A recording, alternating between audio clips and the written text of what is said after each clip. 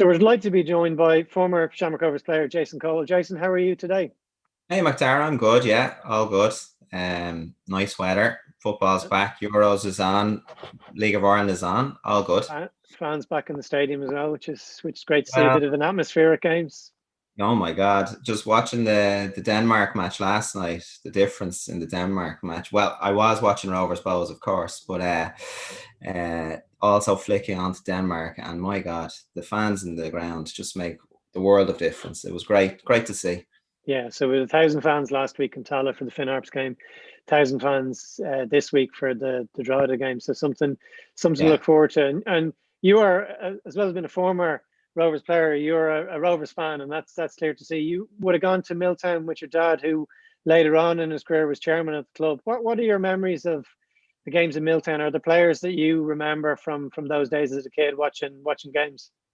Well, it's funny because I did start to go. I did go to see games in Milltown, and I remember fondly going to the game and parking up at the bottom of the hill, going past the dropping well, and going into the ground, and usually finding a spot in the little stand next to the behind the turnstiles as you walk in on the right at the Milltown Road end, and the player. It was like I loved it and it was great and it really whetted the appetite. And obviously there was a draw there for over straight away. But I mean, Pat Byrne and Liam O'Brien stick out in my mind. No surprise you picked the midfielders there, Jason.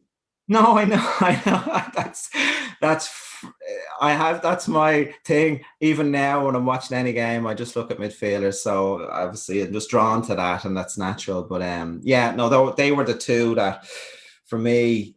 No, Liam obviously wasn't there too long when I was watching because I think he went to United, and I'm not sure the year. It was probably 86 or 80. I think it was probably 86. But Pat was there. I watched a good bit of Pat. Pat actually lived local to where I was originally from in Knockline. So I would see Pat.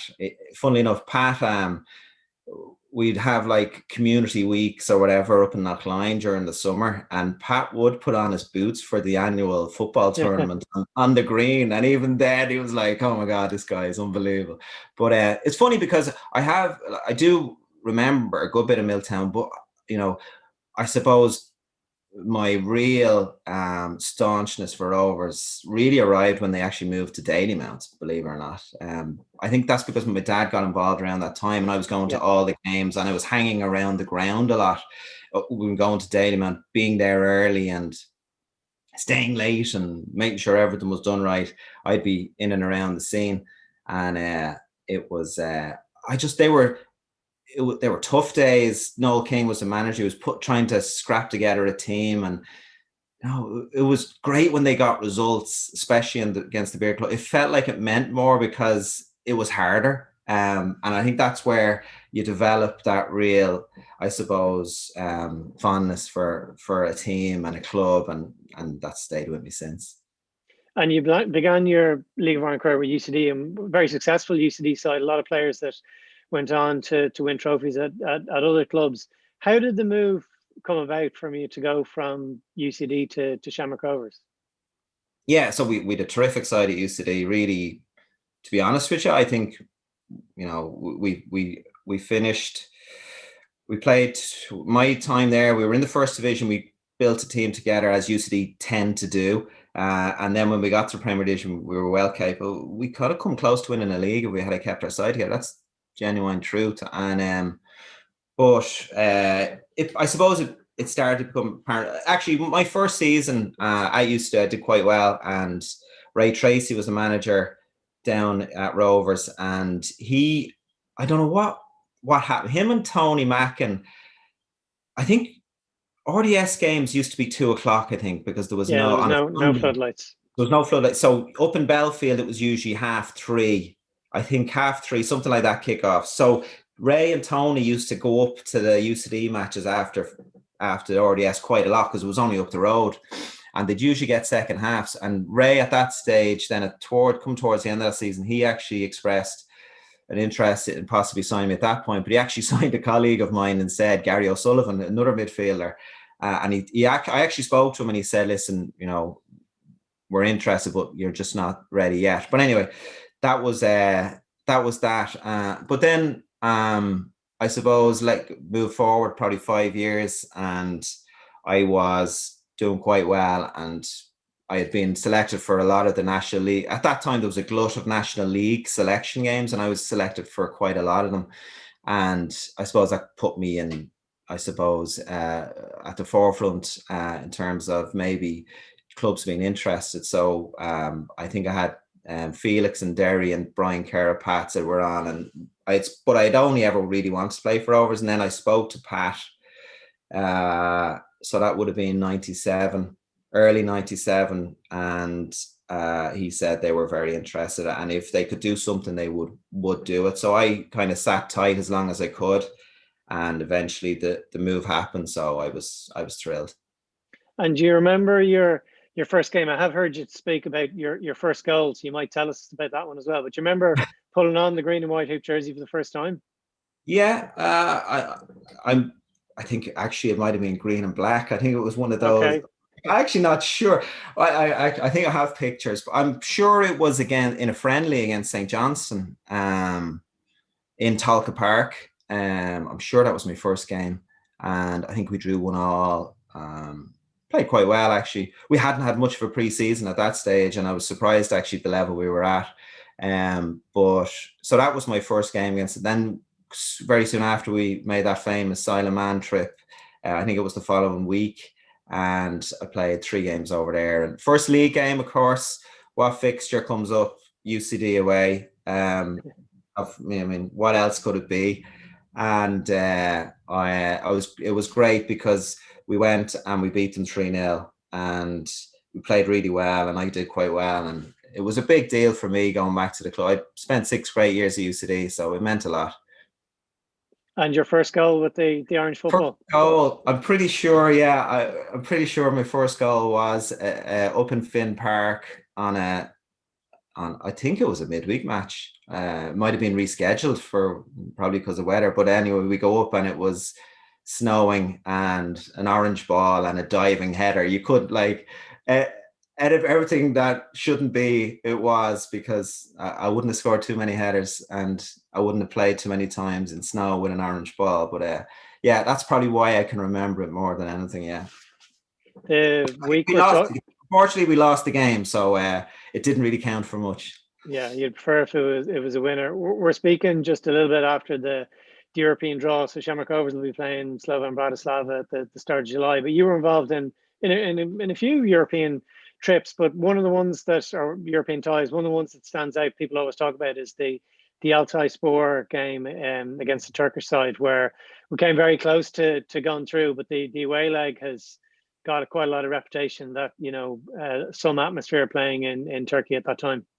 Yeah, that was an unbelievable experience. I think it might have been the first year of the Intertoto Cup, or at least if it wasn't the first year, it was one of the first years. And obviously it was probably early mid-June, around now. It might have been, yeah. And it was, we kept training. So our season had finished, I think, in early May. So we kept, I don't think we did a full training, but we kept going. We went over, great experience. I think we arrived probably on I think the match was Saturday, arrived Thursday. I think we had a couple of flights to get there. They weren't very welcoming, as far as I remember, coming into the airport, and there was a good gathering of people in the airport to see us in. We had a couple of good days there. We trained, and match day, pre-match meal. Went for a nap in the afternoon. I think I'd said this on another podcast, and there was a lot of noise outside the hotel. Just stuff that you read about, you think this couldn't happen, but it does.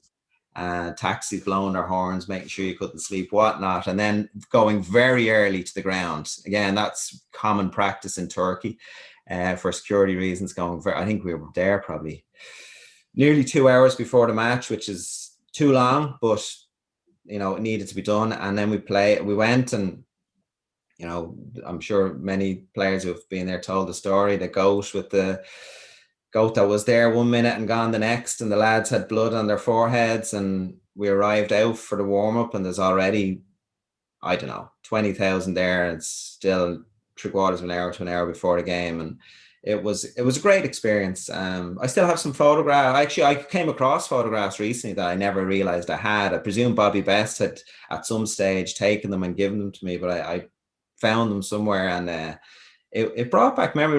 It reminded me that, you know, there was different staircases to go out onto the pitch, different tunnels, again, all for security reasons. So I shudder to think what some of those derby games are like over there. But we went and we played. I think we took the lead. I think Derek Tracy scored, took the lead, and they came back into it. They scored a couple of goals, I think, before half time, and then another one in the second half, 3-1. And then I remember Richie Purdy had a great chance to make it 3-2. Didn't happen, but went away 3-1, thinking we had a squeak in Talca the next week for sure. So, you know, it was a great experience. Brilliant, very hot. As far as I remember, I think it was like a 5 o'clock kickoff, something like that, 5 o'clock. And it was only late in the second half before we got some shade, and it cooled down, and the difference it made, oh my God. And you're one of a number of players from that era who are Shamrock Rovers fans. They were fans before, they played for the club, and then I know you have been involved previously with coaching in the academy. So the likes of Tony Cousins, Tony O'Dowd, you know, I'm trying to think who else had I listed down here. You know, Terry Palmer, I think, as well. You know, players who've been involved in coaching and still stay involved in the club. Obviously, Shamrock Rovers gets in the blood of people like yourself. And I think it's fair to say, and at that time, and I presume during the years, the nomadic years of being out of the ground, like, let's be honest, the draw of playing for Rovers for many overcame the pitfalls. Like, the pitfalls were huge in terms of, you know, where was the club, where were we playing, you know, finances, what team can we put out, where are we going to train. You know, the fact that we were able to put out a competitive side so many years, you know, you can only assume that it was because a lot of players wanted to play for Rovers. I mean, you know, why would I join Rovers instead of a Derry or a Pats or a club at the top end, or with seemingly finances? There's many like me. You know, there can only be one reason. That's because you just wanted to play for Rovers, and that's just the way it was. So it's great that you still see a lot of people around the club, as you say, in the academy and that. So, but back then, you know, there was definitely motivating reasons to play, but it wasn't what many would, you know, what it wouldn't be now for sure. And there was always that, you know, Tala was always on the cusp of getting in, and when you were playing for the club, you know, the stadium began to be built and then stopped, and ultimately you didn't get to play there. But obviously that's, I'm sure, a regret, but you're delighted when things allow that you're able to go to Tala Stadium and see a Shamrock Rovers club thriving in that area now. Yeah, I mean, you take it. I mean, you know, again, the fact that you didn't play is a regret, but when you see what it is today, and, you know, you just say, well, it was a means to an end. We got there in the end, and, you know, whatever happened before that is, you know, we made the most of it. We actually trained there when Damien was the manager for probably, I don't know, probably the guts of 4 or 5 months. The pitch was very good. The shell of the main stand was there. But we got kicked off after, as I said, 4 or 5 months for whatever. I'm not sure we were even meant to be there in the first place, but someone obviously allowed us to go in and train, and it was great. You know, which is a bigger regret, not playing in Tala or not winning a league title. You know, I would have loved to play in Tala, but, you know, I would have loved to win a league with Rovers for sure. Well, you got to grace the pitch, even if it was only in Damien Richardson's training session. So, Jason, thanks a million for your time today. Really appreciate it. No worries. Thanks, Macdara.